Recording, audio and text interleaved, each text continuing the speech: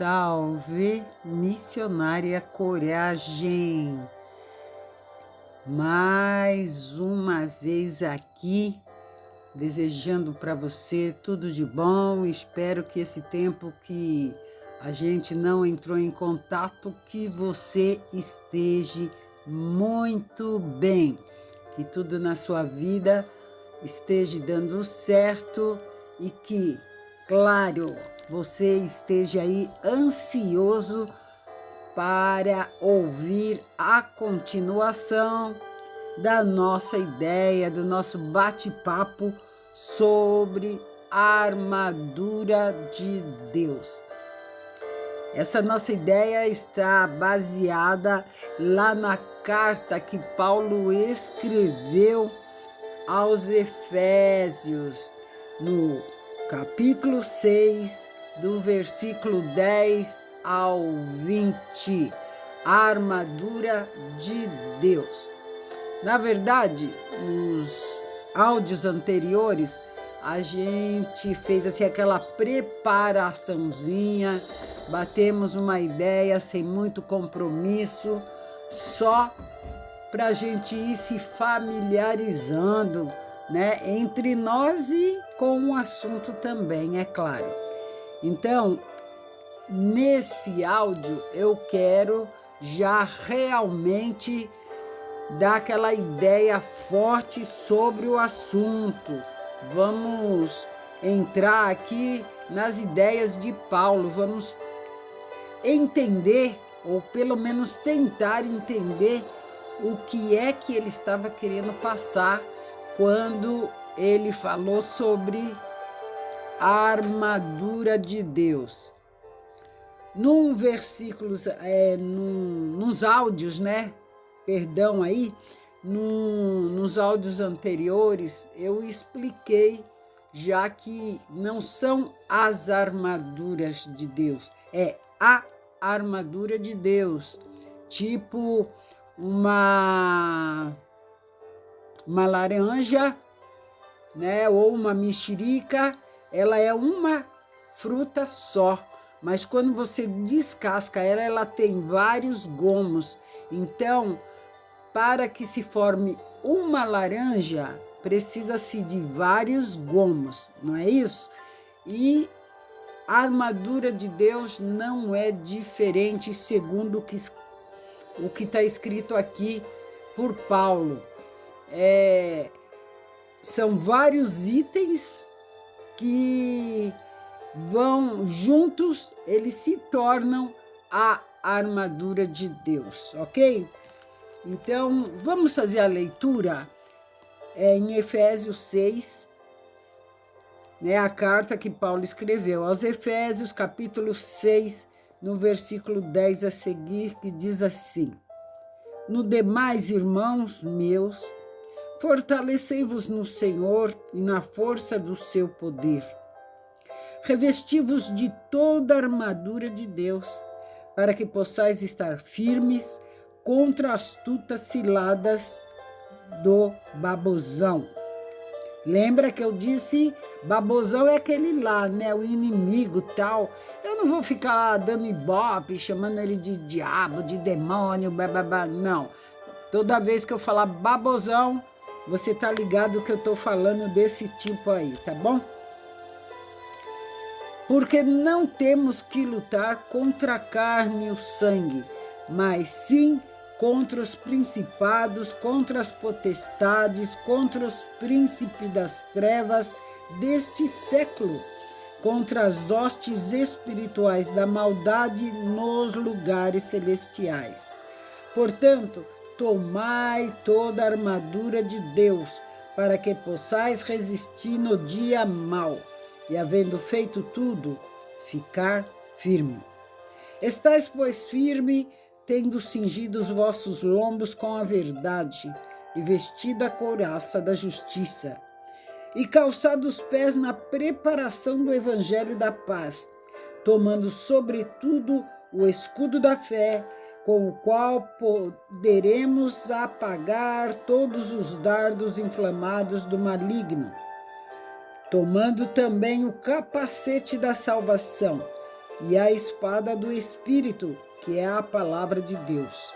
Orando em todo o tempo, com toda a oração e súplica no Espírito, e vigiando nisto, com toda a perseverança e súplica, por todos os santos, e por mim, para que me seja dada, no abrir da minha boca, a palavra com confiança, para fazer notório o mistério do Evangelho, pelo qual sou embaixador em cadeias, para que possa falar dele livremente, como me convém falar.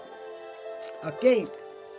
Então, nós já falamos aí, nos áudios anteriores, algumas coisas, né? A necessidade que nós temos de nos revestir dessa armadura, é uma armadura espiritual que nós não vemos com os nossos olhos, mas nós temos que ver com os nossos olhos da fé.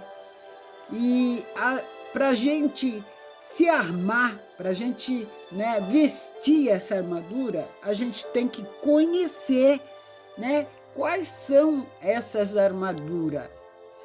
E Paulo nos explica aqui, né, que no 13 ele diz que é para nós tomarmos a armadura de Deus para poder resistir no dia mal, para nós ficarmos firmes, né? Aqui no 14 ele entra bem já com o pé na porta, ó. Para a gente ficar firme, nós temos que, né, ser cingidos, né? Ser revestidos. Peraí, deixa eu ver que eu me perdi na leitura aqui. Achei, né? Revestir, né? Ser cingidos ou cingir os nossos lombos com a verdade. Com a verdade e a couraça da justiça. A verdade, o que é a verdade? Para nós que somos cristãos, que temos a fé cristã, a verdade para nós é o livro que rege a nossa fé, que é a Bíblia. Então, para nós não existe outra verdade. Para nós a verdade é o que está escrito no livro que rege a nossa fé, a Bíblia. Saiu da Bíblia é a invenção do homem. Dos anos 90 para cá, eu vou falar que é dos anos 90 para cá, porque antes dos anos 90 eu não era cristão. Então eu não posso falar de uma coisa que eu não sabia, apesar que eu lia alguma coisa assim sobre os cristãos e tal, mas não tinha essa facilidade como hoje, pois hoje tem a internet, você fuça ali, você acha coisas do Arco da Velha. Quando eu me converti, não tínhamos isso. Então, você tinha a Bíblia, as revistinhas da escola dominical e alguns livros que chegavam ali na biblioteca de cada igreja, né? Que na época, por condições financeiras e até mesmo assim por não ser muito orientada, apesar de gostar de ler muito, eu tive poucos acessos a livros. Mas dos anos 2000 para cá, quando começou a entrar a internet, a gente começou a ver que tem várias, não só várias traduções de Bíblia, mas vários pensamentos acerca do mesmo assunto. Ou seja, cada um vai falar aquilo que entendeu, né? Eu leio a Bíblia e escrevo ali o que eu entendi daquilo que eu li. E outro vai escrever o que ele entendeu, e cada um assim. Então hoje tem uma enxurrada, né, tem uma enxurrada de conceitos do mesmo assunto. Não estou dizendo que isso é mal. E nem vou jogar confete dizendo que é bom. Porque aí dá isso aí, muita gente, se você for pegar vários livros, e se você souber ali, sabe, separar as opiniões de cada um e dentro daquelas opiniões você tirar a sua opinião, beleza, você vai ter um crescimento espiritual tamanho.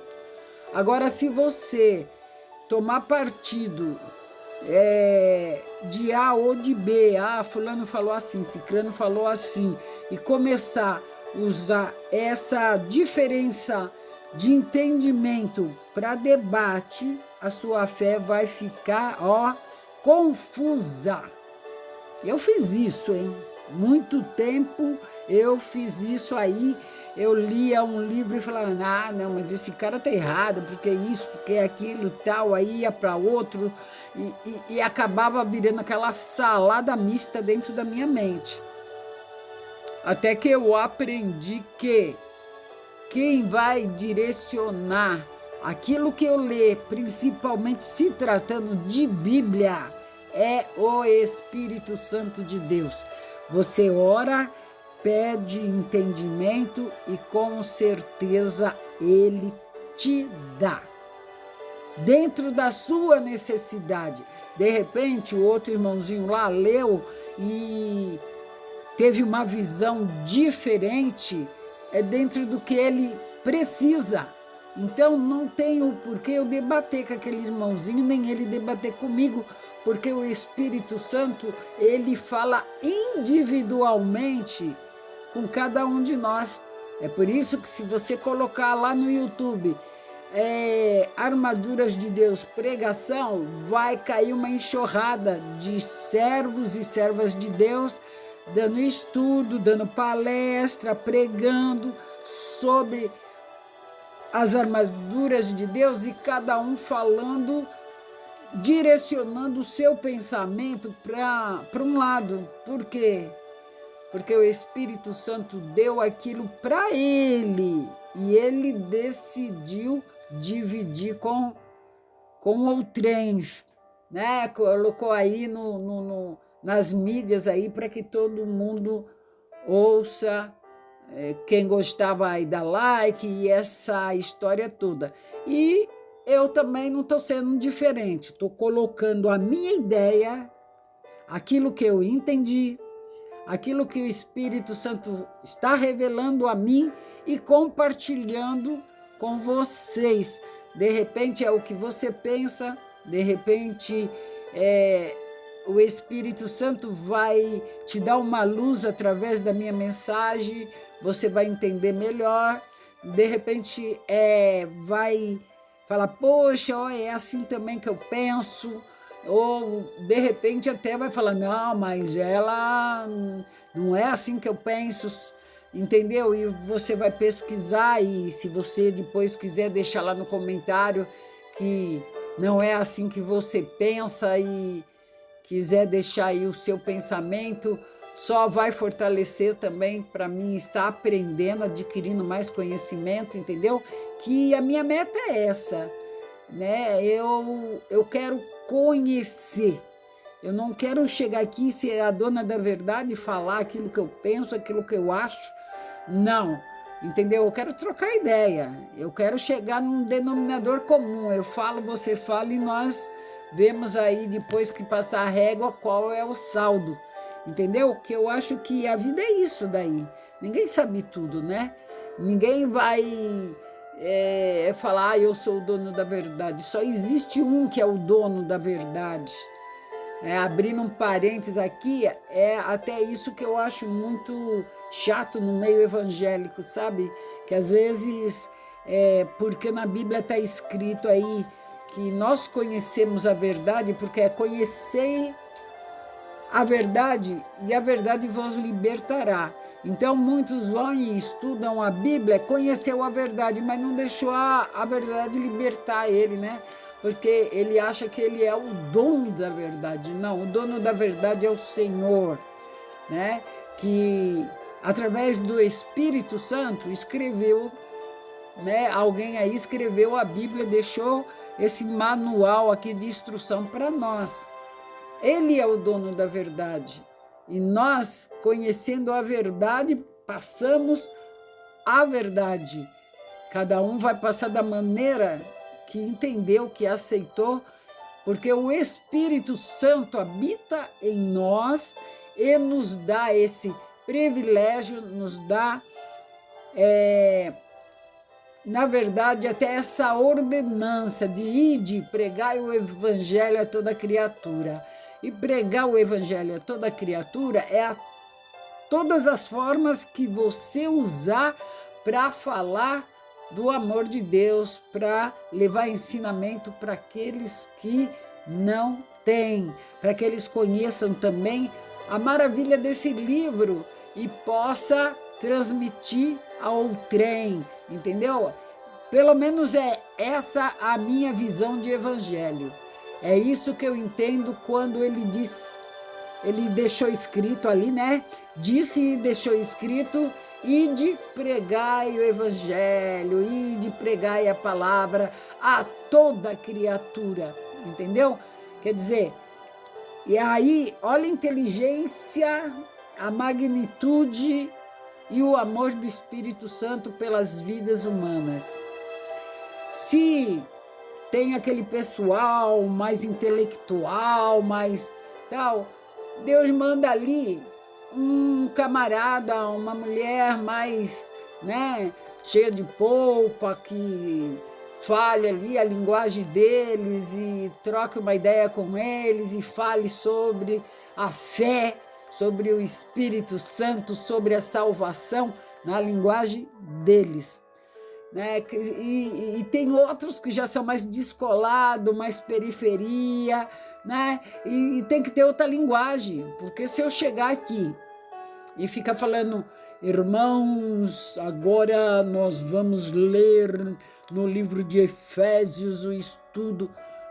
A minha galera, o pessoal que eu quero atingir, que é o pessoal da periferia, que é o pessoal, sabe, que até já teve na igreja, mas, sabe, algum motivo aí colocou ele no mundão e ele tá dando as costas aí para a palavra de Deus, que é essa minha galera, é para essa galera que eu fui chamada.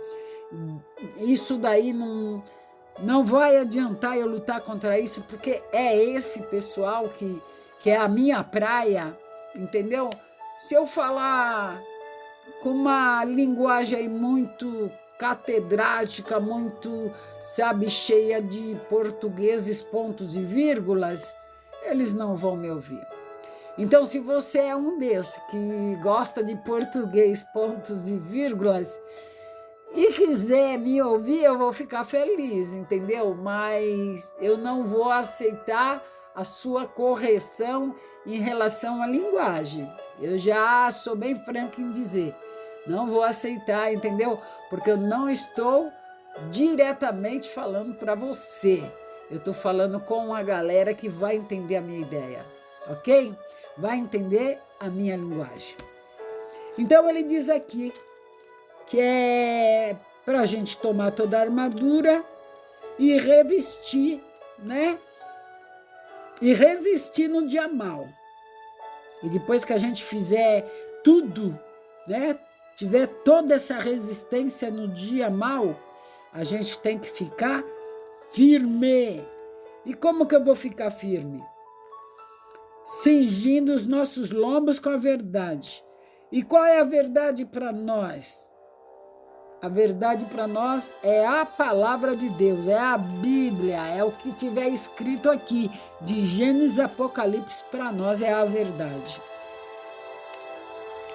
E vestido a couraça da justiça. Esse ponto é chave. Couraça da justiça. Couraça, quando fala couraça, você pensa em quê? Uma cobertura grosseira, dura, um couro duro, né? Tipo aqueles bagulho que coloca em cima do cavalo quando vai galopar, não é? aquilo lá, ou aqueles filmes medievais lá, que os caras vêm com espada para lutar tal, eles estão assim com umas vestimentas de couro pesada, aquela coisa assim, não é isso que a gente pensa? Couraça, né? Eu tenho essa visão quando eu penso nisso, sabe? Couraça. Couraça da justiça. Então, ele está usando essa linguagem para expressar o pensamento dele ali. O que ele quis dizer agora? Se eu tiver com a palavra de Deus dentro de mim, se eu tiver, né, ingerido espiritualmente essa palavra, ela vai me fortalecer, né? Ela vai se tornar a couraça da justiça. Quem é a justiça a não ser Deus?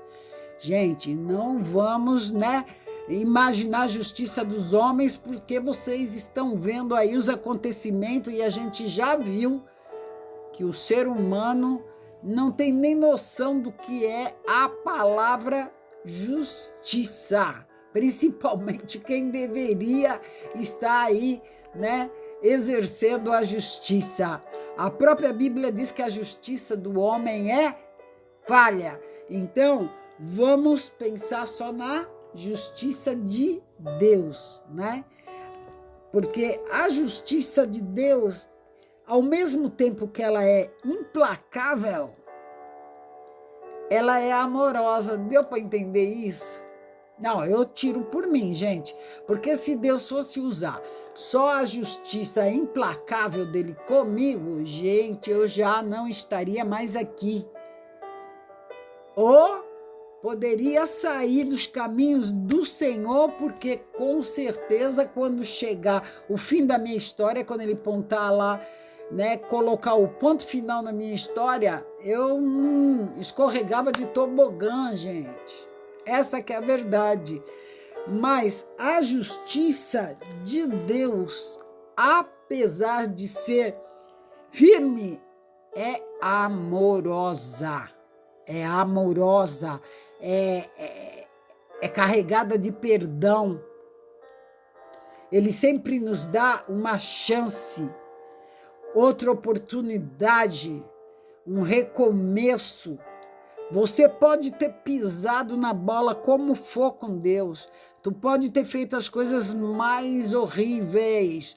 Quando você se arrepende, chega nos pés dele, ele abre o braço e te demonstra amor. E te demonstra amor.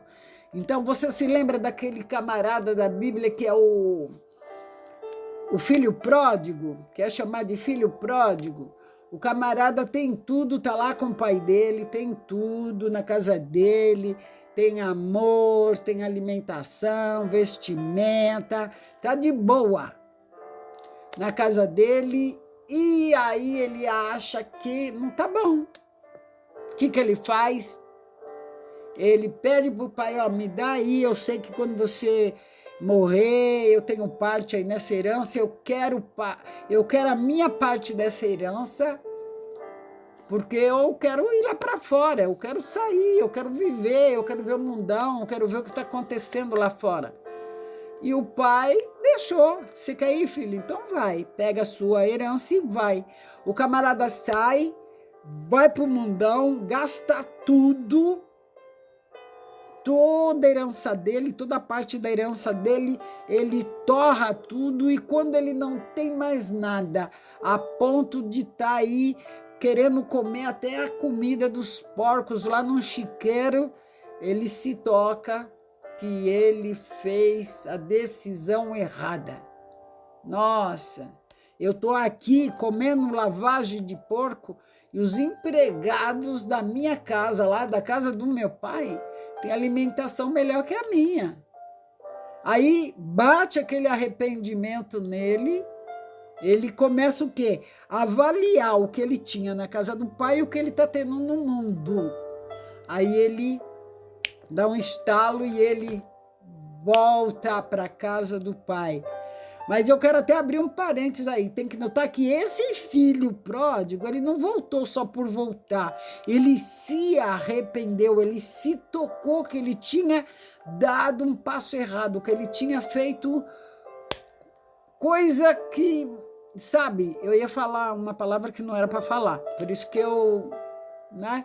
Mas que ele tinha feito caca, que ele não tinha valorizado o que ele tinha na casa do pai dele.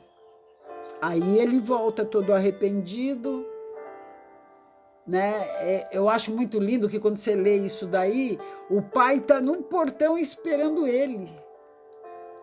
Aquele pai que, sabe, deve ter sofrido a beça quando ele quis ir embora, fala, poxa, meu filho tem tudo aqui, eu dou do melhor para o meu filho aqui, eu cuido dele aqui, eu tenho tanto amor por esse meu filho, nunca fiz distinção entre eles, aqui tudo que eu tenho ele sempre pôde usar, fazer o que ele bem quisesse, era o meu filho. E ele decidiu sair, agora que ele que se vire para lá, ele não podia agir assim, mas ele não agiu. Quando ele viu o filho, ele ficou feliz, ele estava esperando a volta desse filho todos os dias, ele orava, pedia a Deus para que aquele filho voltasse. E o filho voltou. E quando o filho voltou, ele fez festa. Ele buscou a roupa de príncipe, ele, sabe, ele fez o melhor que ele podia para demonstrar para o filho que ele tinha perdoado o filho por o filho ter saído, ter dado as costas para ele, ter ido para o mundo e ter gasto tudo, que isso não superava o amor que ele nutria pelo filho. É muito lindo essa demonstração, né, que o Senhor deixou ilustrado aqui, né, e na Bíblia sobre esse filho. E esse filho pode ser você, foi eu fiz isso, eu confesso, eu fiz isso, eu deixei a casa do pai e fui procurar no mundo uma alegria que eu achava que eu não tinha na casa do pai e me dei mal, né? Graças a Deus eu não fui até as últimas consequências, porém eu me dei mal. E quantos de nós não fez isso, hein? Tinha tudo na casa do pai e, infelizmente, deixou a sua mente ser seduzida por coisas lá de fora e acabou abandonando a casa do pai e preferiu ir se enrolar lá fora, né, como filho pródigo, se alimentar das bolotas dos porcos, enquanto na casa do pai tinha do bom e melhor, espiritualmente falando. E é isso, pessoal, eu acho que esse áudio já está ficando um pouquinho longo e eu vou deixar a continuação para o próximo áudio, entendeu? Eu não tenho dia certo assim para botar, porque a minha vida sabe, um monte de coisa para fazer e a mente, já sabe, né? A tiazinha vai ficando meia com a mente meio complicada. Só quem é tiazinha, tiozinho sabe como que é a mente da gente. A gente é muita coisa para um dia curto, né? O tempo está passando rapidinho, então quando você vai ver já passou o dia, você tinha idealizado fazer uma pá de coisa e quando você olha, você não fez um terço daquilo que você queria. Mas com certeza vai ter continuação nessas ideias, hein? A armadura de Deus. Eu quero continuar trocando esse papo aí com você. Eu quero que você, né, faz o seguinte, compartilha esse áudio aí pra galera, nos seus grupos, com a sua família, com quem você acha que precisa ouvir, que de repente ele está lá, né? Estava na casa do pai também, saiu, acha que não tem mais jeito para ele. Lembra ele da história do filho pródigo, que o pai está na porta esperando a volta dele e com certeza vai recebê-lo com muita alegria, ok? Então a gente vai ficar por aqui. Até o próximo áudio. Um abraço e não se esqueça, é juntos que somos um no amor de Jesus, ok? Fui! Missionária Coragem na área.